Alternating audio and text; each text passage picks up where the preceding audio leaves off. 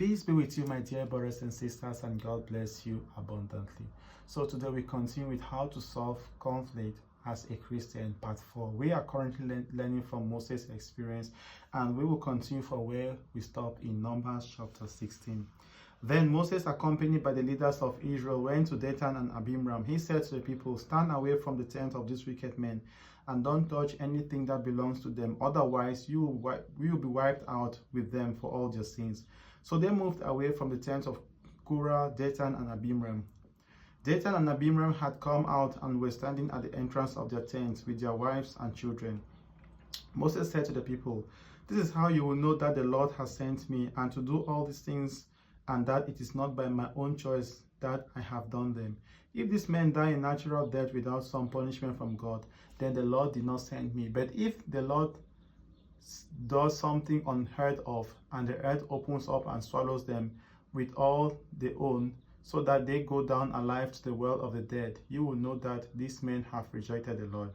As soon as he had finished speaking, the ground under Dathan and Abiram split open and swallowed them and their families, together with all of Korah's followers and their possessions. So they went down alive to the world of the dead with their possessions. The earth closed over them, and they vanished. All the people of Israel who were there fled when they heard their cries. They shouted, "Run, the earth might swallow us too."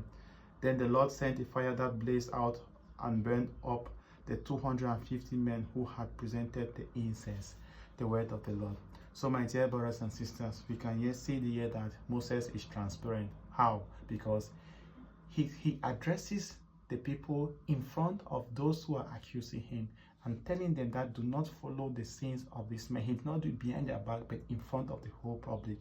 Secondly, we can see here that Moses does not depend on his ability as a leader, but he is depending on God. Because if he would have depended on his ability of a leader, it would have led to division, in the sense that he would have looked for people who chose his side to fight the other opposition who was attacking him. But Moses does not have that type of ability, because that type of initiative, he did not think of that type of bad idea, because he is depending on God and not on the position that he finds himself in as a leader.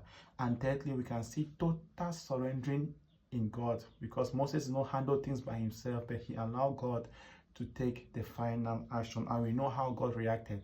God immediately reacted with punishment. So that is, God does not allow the righteous or a humble person to go in vain without punishing the other person who is causing the problem. This is our God. He's a just God. He's a loving God, but he's a God of justice, and he gives justice to everyone who deserves the justice. So my dear brothers and sisters, thank you for listening to the word of God, and may God bless you abundantly.